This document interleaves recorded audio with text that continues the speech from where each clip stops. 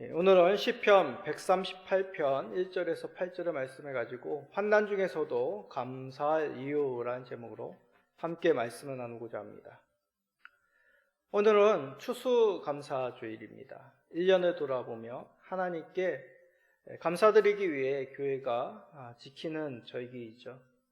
이제 6주만 지나면 2023년 한 해도 이제 저물게 됩니다. 참 시간이 빠릅니다. 우리 성도님들은 금년 어떤 감사의 제목이 있으십니까? 저는 한 해를 돌아보면 감사함보다도 송구스러운 마음이 앞섭니다. 교회 목사로 또 개척교회 목사로 전도에 눈에 보이는 열매가 없어서죠. 농부가 씨를 뿌리면 풍성치는 않더라도 열매를 거두는 것이 일의 보람일 것입니다. 전도도 다르지 않습니다. 풍성치는 않더라도 어느 정도 열매가 있어야 하나님께 그리고 돕는 교회와 성도들에게 면목이 서는 것이라 저는 생각하였습니다. 열매가 없음에 하나님께 돕는 성도들에게 송구할 따름이죠. 사실 이런 생각은 저만의 생각은 아닐 것입니다. 우리는 눈에 보이는 은혜가 있어야 감사할 수 있다고 생각하죠. 일반적이지 않은 어떤 특별한 것, 좋은 것, 행복한 일들이 있어야 우리는 감사하는 마음도 생기는 것 아닌가, 우리는 이렇게 말하곤 합니다. 그런데 오늘 말씀을 통해 다시 나 자신을 돌아보게 되었습니다. 눈에 보이는 것이 아니라 나 자신의 구원받은 그런 백성으로 불러주심, 또 우리 가족의 믿음의 가족으로 있음에 그 사실 하나만으로 우리는 하나님께 무한 감사할 수 있음을 깨닫게 됩니다. 더 나아가 환난 중에서도 감사함을 우리는 이 말씀을 통해 깨닫게 됩니다. 이 내용이 어떤 내용인지 한번 말씀을 찬찬히 살펴봅시다. 그리하여 우리가 특별한 은혜가 아니라도 우리의 현실, 우리의 어려움 속에서도 감사하시는 성도가 되시기를 간절히 간구드립니다. 자, 먼저 이 시편 138편, 이 시는 표제를 통해 다윗의 시임을 알 수 있습니다. 숫자 138 위에 보면 가로치고 다윗의 시라고 적혀 있죠. 시편의 표제는 각 시에 대한 간략한 내용, 그 정보를 우리들에게 제공합니다. 146편부터 마지막까지 150편까지 보통 할렐루야 시편, 찬송의 시입니다. 그런 찬송의 시편의 150편의 대단원이 끝나기 전에 다윗의 시편이 이렇게 기록이 되어 있음은 우리에게 의미하는 바가 있습니다. 시편의 가장 대표적인 기자, 그러니까 기록한 사람이죠. 그 사람은 바로 다름 아니라 다윗입니다. 다윗의 시로 이 시편을 정리하며 이 시편 속에 담겨져 있는 그 하나님의 뜻, 우리 성도들이 가져야 될 그 중심을 정리하게 되는 것이죠. 그 가운데 이 138편은 하나님 앞에 무엇을 가지고 감사해야 되는지를 깨닫게 하십니다. 이 138편을 읽는 성도들은 이 시편을 통해 자신의 삶을 돌아보며 다시 한번 하나님 앞에 감사할 수 있는 마음을 세우는데 이 말씀은 도움이 됩니다. 그렇습니다. 우리도 이 시편 138편을 읽음으로 인생을 돌아보고 감사할 이유를 찾게 됩니다. 자, 먼저 다윗은 하나님께 감사할 이유, 자신의 기도에 응답하셨기 때문이라고 고백을 합니다. 한번 따라해 볼까요? 나의 기도에 응답하셨기 때문입니다. 한번 시편 138편 3절을 읽어봅시다. 내가 간구하는 날에 주께서 응답하시고 내 영혼에 힘을 주어 나를 강하게 하셨나이다. 내가 간구하는 날이란 것은 주께 기도하던 때입니다. 다윗이라는 그 인생 자체는 하나님을 의지하는 삶, 그러나 정말 어려움 속에, 환난 속에서 다윗은 살았습니다. 그 가운데 하나님께 기도했다는 것이죠. 한번 생각해 보십시오. 다윗 하면 떠오르는 것이 무엇이 있습니까?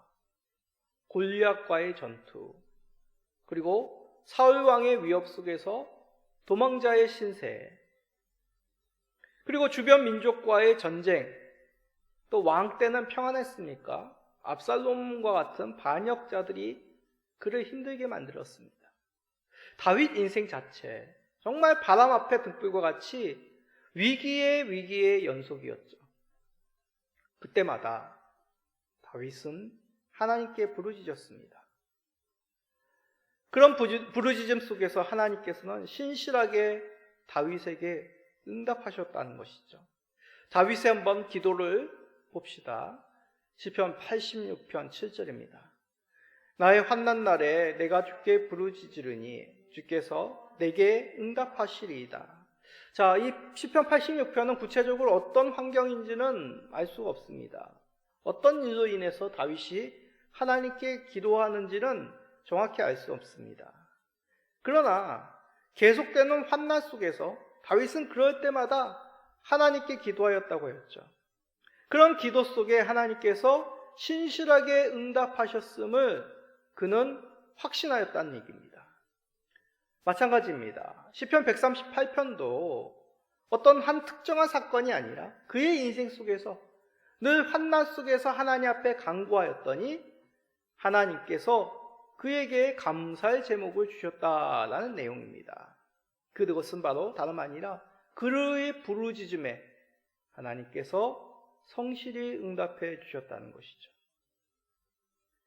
그런데 우리는 이런 다윗의 인생, 하나님께서 다윗에게 응답하심에 대해서 조금 비교가 되죠. 하나님은 나에게는 잘 응답하시지 않습니다. 우리는 다윗이 아닙니다. 다윗만큼 눈에 보이는 것, 어떤 은혜, 응답이 있었으면 저는 더 바랄 것이 없습니다 라고 생각하시는 분도 계실 것입니다. 정말 그러십니까? 다윗이 말하는 응답은 어떤 눈에 보이는 은혜만을 말하는 것이 아닙니다. 오늘 말씀 속에서 자신의 영혼에 힘을 주어 나를 강하게 하셨음에 대해서 그는 감사 고백하고 있는 것이죠. 다시 말해 믿음을 더욱 강하게 하셨다는 의미입니다. 어떤 눈에 보이는 응답에 대한 갈망보다도 다윗은 더 중요한 것, 자신의 영혼이 더욱 강하게 되었음을, 힘있게 되었음을 하나님 앞에 감사한다는 얘기죠. 우리는 이것을 통해서 우리의 영혼이 강건해지기를 소망함이 바로 지혜로운 삶임을 깨닫습니다. 사실 우리는 어려움이 닥치면 이 어려움이 빨리 지나가기를, 사라지기를 그렇게 기도합니다. 이 난국을 특별한 사건으로 덮어지기를, 은혜로운 놀라운 이적의 역사가 일어나기를 소망하는 것이 우리 기도의 대부분이죠. 그러나 생각해 보십시오. 우리의 영혼이 강하여져서 그 어려움을, 이 난국을 돌파한다면 어떻습니까?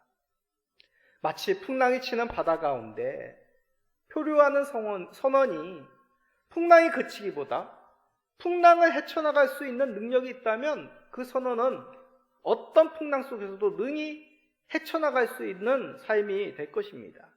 그 뜻이 바로 시편 138편 3절의 얘기란 얘기죠. 응답하시어 더욱 영혼에 힘을 주어 강건케 하셨다는 뜻입니다. 우리 눈에 보이는 응답을 주셔서가 아니라 우리의 영혼을 강하게 하시는 하나님을 인하여 감사할 수 있다는 것이죠. 우리 성도님들은 올해 어떤 어려움이 있으셨습니까? 건강이, 또 사업이 좋지 않으셨습니까? 이에 대해서 간구하였는데 응답이 없으셔서 혹시 낭망하고 계시지 않으십니까?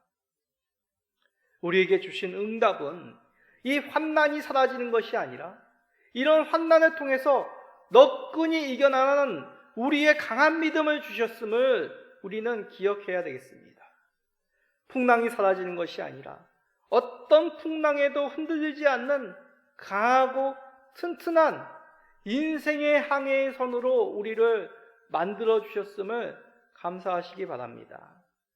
그리하여 더욱 믿음을 강하게 하시는 하나님으로 찬송하시는 우리 모든 성도님 되시기를 간절히 기도합니다. 그렇습니다. 우리가 하나님께 감사할 이유, 환경이 좋아져서가 아닙니다. 우리의 믿음이 더욱 커지고 든든하게 서가게 하시기 때문이죠. 그런데 하나님께 감사할 이유는 이런 개인적인 은혜만이 아닙니다. 눈을 들어 하늘을 바라보면 하나님께 감사의 제목을 더욱 찾게 됩니다. 다윗은 개인적인 경험에서만이 아니라 온 세상을 다스리시는 그 하나님으로 인해 감사할 것을 고백하고 있습니다. 자, 시편 138편 6절입니다. 여호와께서는 높이 계셔도 낮은 자를 굽어 살피시며 멀리서도 교만한 자를 아심이니이다. 하나님께서 높이 계신다라는 것은 하나님께서 하늘 보좌에 계시다는 것이죠. 하늘 보좌에서 뭐하고 계시겠습니까? 세상 만물을 다스리고 계십니다. 그래서 4절 5절에 보면 세상의 모든 왕이 감사하며 주의 말씀을 듣고 여호와의 도를 노래한다 라고 그렇게 고백을 합니다. 하나님께서는 단지 우리와 같은 믿는 자들, 성도들, 그들에게만의 하나님이 아니란 얘기죠. 세상의 모든 만물이, 세상의 모든 왕들이 하나님을 왕으로 고백할 수밖에 없는, 왕 중에 왕이신 하나님이라고 찬송할 수밖에 없다고 노래하고 있는 것입니다. 우리 하나님께서 높이 계십니다. 세상을 만물을 다스리신 왕 중에 왕이십니다. 그런데 그런 하나님께서 어떻게 하신다고요? 낮은 자를 굽어 살피신다고 얘기하시죠. 우리와 같은 연약한 인생들, 외면치 아니하시고 하늘 높은 곳에서 그냥 너는 너의 인생, 나는 세상 만물을 다스리는 왕 중의 왕이다 라고 그렇게 거드름을 피시는 것이 아니라 낮은 우리의 인생까지도 살피시고 계십니다. 또한 우리 하나님은 멀리서도 교만한 자를 아신다고 하십니다. 모든 인생을 불꽃 같은 눈으로 꿰뚫어 보시는, 전지하시는 우리 하나님이란 얘기죠. 하나님은 눈은 누구도 피할 수 없습니다. 세상 속에서는 힘 있는 자들이, 권력을 쥔 자들이 자신의 더러움을 감추기 위하여 가진 힘을 씁니다. 그래야 자신의 그런 추악한 면은 드러나지 않는다고 생각하죠. 아무도 보지 않는 곳에서 은밀히 악을 저지르며 세상을 속일 수 있다고 그들은 생각합니다. 그러나 하나님께서는 죄인들의 죄를 알고 계십니다. 알고 계신 것만이 아니라 이것을 물으시고 심판하시는 것이죠. 교만한 자, 불의한 자를 분별하시며 심판하시는, 그들의 죄를 그냥 넘기시는 것이 아니라 물으시는 참된 재판관이 우리 하나님이십니다. 목사님, 세상에 악한 사람들, 권력 가진 사람들은요, 평안하게 살다가 고통 없이 자신의 침상에서 순이 그냥 편안하게 멈추는 것 많이 보는데요. 아닙니다. 우리가 미처 깨닫지 못하지만 하나님께서는 반드시 그 악인들의 심판을 하십니다. 왜냐하면 우리 하나님은 모든 일을 알고 계시고 모든 공의 가운데 심판하셔야 될 우리 하나님이죠. 그 하나님의 본성이 그러하시다는 겁니다. 전지하시고 공의로우신 하나님이 어찌 그 말씀하신 바대로 행하지 않을 수 있겠습니까? 또한 우리 하나님은 알고 계신 것만이 아니라, 모든 것을 알고 계신 것만이 아니라 모든 것을 행하실 수 있는 분입니다. 주의 백성들의 어려움에 대해서 그냥 알고 계셔서 그런 탄식만 하시는 분이 아니란 얘기죠.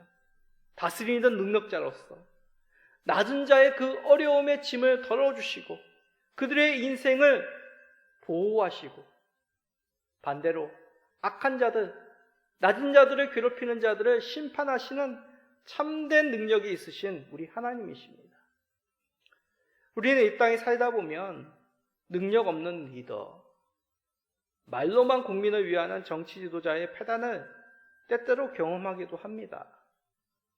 그런 정치 지도자에게 국민은 결코 감사할 수가 없죠. 그런데 우리 하나님은 모든 것을 알고 계실 뿐만 아니라 정말 백성들을 위해 그 모든 것을 해갈 수 있는 분이십니다. 그리하여 세밀히 살피시고 우리들의 필요할 것들을 공급하시고 또한 막힌 길을 여시는 우리 하나님이 되시는 것이죠. 그 대표적인 그 하나님의 능력을 나타내는 내용, 바로 출애굽 사건입니다. 출애굽기 18장 11절입니다. 이제 내가 알았도다. 여호와는 모든 신보다 크심으로 이스라엘에게 교만하게 행하는 그들을 이기셨도다 하고, 이 말씀은 모세의 장인 이드로가 출애굽 사건을 통하여 하나님께 고백하는 내용입니다. 무엇이라 고백합니까? 내가 알았도다. 여호와는 모든 신보다 크신다. 바로왕, 그 바로의 교만함, 그들이 가지고 있는 그 신의 이름에 대한 자랑함, 그거를 꺾으셨다는 얘기죠. 모든 신보다 크신 하나님께서 주의 백성들에게 교만히 행하는 그 애굽의 신을 꺾으셨다라고 이 출애굽 사건을 이드로는 찬양하고 있습니다. 오해 마십시오. 이 뜻은 애굽의 신이라는 어떤 다른 신이 있다는 내용이 아닙니다. 애굽인들이 믿는 신들은 거짓이고 아무런 능력이 없음을 뜻하는 것이죠. 하나님만이 참된 신이시며 모든 위에 계신 높으신 분, 이것을 이드로는 고백하고 있습니다. 그러기에 출애굽 사건은 단지 이스라엘 민족이라는 그 민족이 애굽의 민족을 이겼다, 그런 내용이 아닙니다. 하나님이 세상 만국의 왕이시고 거짓된 신들을 누르시고 그들의 백성을 구원하시는 하나님의 놀라운 언약을 이루시는 사건을 우리에게 보여주는 것, 바로 출애굽 사건입니다. 우리는 이러한 놀라운 역사를 잊지 말아야겠습니다. 우리 하나님만이 참된 만왕의 왕으로 세상을 다스리십니다. 공의로우심으로 악한 자들을, 교만한 자들을 심판하십니다. 그런 하나님이 지금 우리 이 삶 속에 살아계시고 우리를 굽어 살피시고 계신 것이죠. 때로는 우리는 세상으로 인해 실망하기도 합니다. 그러나 하나님은 절대로 우리를 실망시키지 않으십니다. 전지전능 하나님이시기에 우리의 모든 것까지 뼛속 깊이 있는 그 어려움까지도 아시고 그것을 해결하실 수 있는 능력이 있으시기에 우리는 하나님 앞에 감사하며 찬송할 수밖에 없습니다. 이러한 만왕의 왕이신 하나님께 감사하시는 성도님들이 되시기를 간절히 간구합니다. 자, 그런데 솔직히 이러한 내용을 우리가 몰라서 하나님께 감사하지 못하는 것 아님을 우리는 잘 알고 있습니다. 마치 부모님, 또 자녀들, 남편에게, 아내에게, 또 나를 가르치는 선생님에게 감사한 마음은 늘 있지만 감사 고백을 우리가 못하는 이유와 비슷한 것이죠. 그래서 세상에서 여러 기념일을 만들어 정기적으로 감사해라, 감사를 표현해라 라고 그렇게 말하는 겁니다. 그러나 하나님께는 이런 어떤 표현, 감사의 말보다도 더 중요한 것은 우리의 진실된 중심, 마음입니다. 이것을 예물이나 어떤 우리가 감사 찬송이나 우리의 감사 고백을 무시해도 된다, 그런 건 안 해도 된다는 의미가 아닙니다. 표현이 의미가 있기 위해서는 철저히 우리의 신앙 고백, 우리의 중심이 담겨야 되는 것이죠. 그래서 다윗은 이렇게 기도함으로 시편 138편을 마무리합니다. 자, 8절 한번 읽어봅시다. 여호와께서 나를 위하여 보상해 주시리이다. 여호와여, 주의 인자하심이 영원하오니 주의 손으로 지으신 것을 버리지 마옵소서. 하나님 손에서 나를 버리지 마시고 보상해 달라고 기도합니다. 연약한 인간이라는 얘기죠. 연약한 인간이기에 오늘 하나님께 감사하는 마음, 그 내일은 동일하지 않을지 알 수 없습니다. 그런 마음 가운데 내일도 모레도 평생토록 주의 인자하심을 바라오니 주여, 우리를 보호하심, 우리를 지켜주신 그 하나님 앞에 감사하는 그 마음 고백할 수 있도록 다윗은 그 중심을 가지고 주님께 노래하고 있습니다. 우리가 떠올려야 할 진리, 항상 간직해야 될 사실입니다. 하나님께서는 항상 우리를 보호하시고 건지시고 계시다는 것이죠. 하나님의 보호가 아니면 우리가 1시간, 아니 1초라도 살 수 있을 것이라고 생각하십니까? 그러기에 하나님은 우리에게 생명을 주신 분이십니다. 우리가 생명을 소유했다는 것은 단지 육체적인 생명을 말하는 것이 아니죠. 우리의 영혼의 생명, 우리의 전 인격의 생명, 그 생명을 주신 분, 우리 하나님입니다. 이 생명에 대해서 예수님의 말씀처럼 천하보다도 더 우선적인 것입니다. 자, 마가복음 8장 36절 읽어봅시다. 사람이 만일 온 천하를 얻고도 자기 목숨을 잃으면 무엇이 유익하리요? 예수님께서 제자들에게 고백받으실, 고난받으심을 말씀하신 후에 어떤 일이 일어납니까? 베드로가 극구 말리죠. 그럼 베드로의 말림에 대해서 예수님께서는 꾸짖으셨습니다. 그런 후에 제자들에게 십자가를 지고 나를 쫓을 것이라고 말씀하신 후 이 말씀을 하셨습니다. 사람이 만일 온 천하를 얻고도 자기의 목숨을 잃으면 무엇이 유익하겠느냐? 여기서 얘기하는 천하는 눈에 보이는 것이죠. 눈에 보이는 육체적 편안, 육체적 생명, 그것이 있고도 진정한 생명을 잃는다면 무엇이 유익하겠느냐라고 묻고 계신 것입니다. 진정한 생명이란 무엇입니까? 하나님 안에서의 생명이죠. 구원자로 말미암아, 우리 예수님으로 말미암아 하나님 안에서의 평강이 없다면 단지 이 땅 가운데 잠시 누리는 그 평안한 삶이 무슨 의미가 있겠느냐라고 말씀합니다. 베드로의 간청처럼 십자가로 인한 참된 생명이 없이 천하를 얻었던들 무슨 의미가 있겠습니까? 그러기에 우리에게는 십자가의 고난을 통해서 얻게 되는 부활, 그 참된 생명이 있음을 우리는 잊지 말아야 됩니다.